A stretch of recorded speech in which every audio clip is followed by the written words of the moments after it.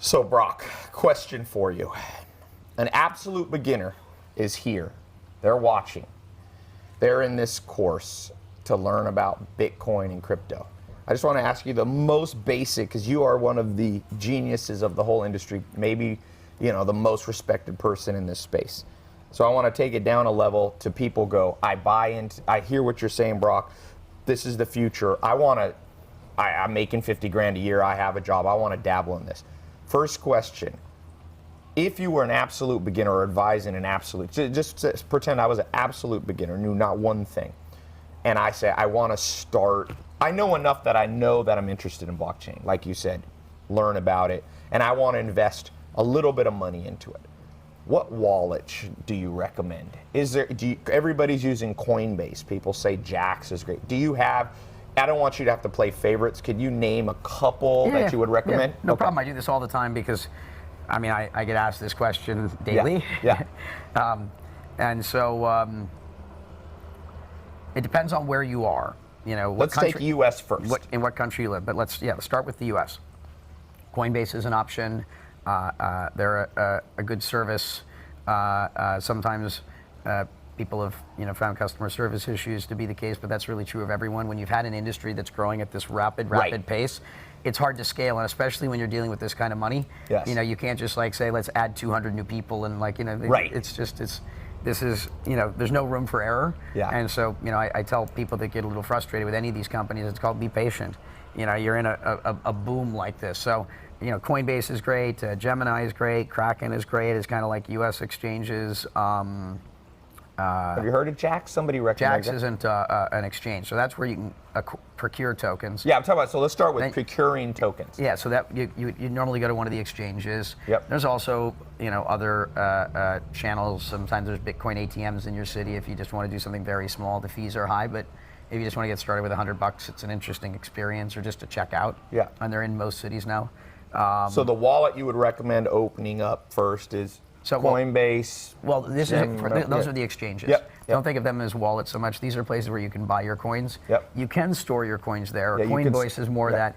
But a lot of times what you do is you use them as the on-ramps and the off-ramps. Think of them as you're getting onto the, you know, the new superhighway. Yes. You know, you have to go from the old world into the new. Yep. And the exchanges are the path where you can go from $1 to a cryptocurrency. And so the first place is where you're going to get it. But now once you have it, you normally want to take it out of exchanges because you're not trying to leave your money in a bank. Don't do that right away. Mm-hmm. Make sure you know what you're doing. Leaving your money in Coinbase until you feel you're comfortable to move off it is a good thing. Yep. You know, get comfortable. There's a lot. I feel like most people use Coinbase not only for the exchange but for the wallet. Yeah, and they're one of the betters if you want to do that, and that's what I recommend. What beginners do. Yes. Because they're the biggest. They've got the biggest balance sheet. They've been doing it the longest. Yes. You know, they've got insurance and things. So I mean, if you're going to leave your money in one of the exchanges, that's you're somewhat safe there. It's the lesser of your evils. But ultimately, what you want to get to a proficiency that you can take your money out into your own wallet. I generally recommend a hardware wallet right now, which would be Trezor or the Ledger Nano. And that is to take your private keys offline. Make sure you get two so that you can have a backup, put it in a safe. And if you end up with a ton of money, make sure you have three. So these are physical, just to be clear. So these are you're upgrading to have your offline wallets. And then when you want to trade or move things around and send stuff, you're also going to have your online wallet. You know, you're more. So let's talk about the hard physical wallet. Can you repeat just the ones? Trezor and Ledger and Nanos. Okay. Those are the two companies. They're both fantastic. So and that's the only two that you consider. Let's take Bob, hypothetical. Bob or Susie buys on the exchange Coinbase. They want to take it off Coinbase. What's the process? You take the physical. Yeah, you're going to withdraw it to that wallet on that key. It's basically all it is it's a piece of hardware that stores your private key that's got a wallet associated with it or wallets associated with it. And so you're just storing the private key offline. Yes. So it's nowhere on the internet. That's the safest way from a security perspective. And where do you put it? A bank? A safe in your house? Depends on how much money you're talking about, right? Let's say it's $1,000 for somebody. Yeah, you can probably have just one backup. Okay. You know, and then have that in a safe in your house. And when you say two? So you want one that is the one that you use. Yes. And you want to have a second one as a backup in case you lose it. Would you do two with the same? Yeah, one is a backup. You just have redundancy. You know, in a world where you're taking control of your own money. Yes. It's important that you are taking responsibility. Yes. Yeah, that's like having a bar of gold in your house, except for a bar of gold that is digital and you can lose it if you screw up. So make sure that because who knows what can happen. Lots of things can happen in life, right? What if somebody has $1 million? Then what do you do? Then you probably want to have a third backup and just have one in another place in case that place gets burned down or So maybe one at a bank and one at your house. Yeah, I mean, when you start dealing with big money, that's the right type of redundancy for whatever your main wallets would be. And then you have your kind of hot wallets, the online stuff that you use when you want to transact. Yeah, so let's talk about the hot wallet. What do you recommend? So it depends on, again, what tokens you're using, what coins. Let's say Bitcoin, Ether, like Bitcoin Cat, they're using the kind of the bigger ones. Yeah, so for like your Bitcoin stuff, there's been Bread Wallet and there's been Airbits, and you've had a number of kind of wallets that have come out over time that are all kind of okay with the hot wallets. You shouldn't be leaving large amounts of money in those. Those would become kind of like your mobile wallets.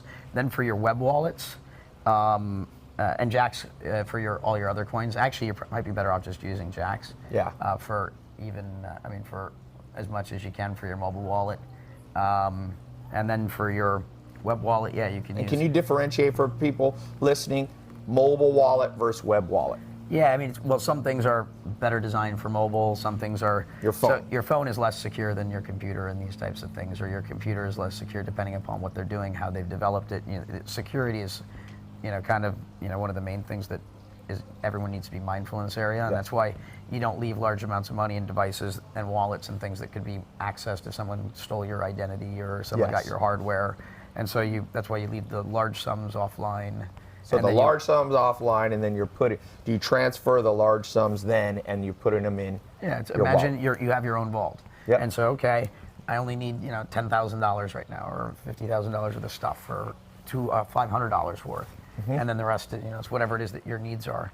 And then, some of the other web wallets, Ether Wallet, Exodus, there's a few. You think Jax can work for both? For Bitcoin, if you have large amounts of money, BitGo. BitGo for large amounts of money is absolutely what I'd use for a web wallet. And with that, you can even, I think, forego some of that redundancy. I mean, the BitGo wallet's pretty phenomenal, too. Yeah. And there's other stuff out there. I'm sure I didn't include everyone, and to anyone I didn't mention, I'm sorry. It's not that I don't love you. No. I love everyone in this business that's working, from a place of good intention. Someone that's here to try and make good things happen, and good people do make mistakes. And understand when you make mistakes, it's really costly for people. So do your best work.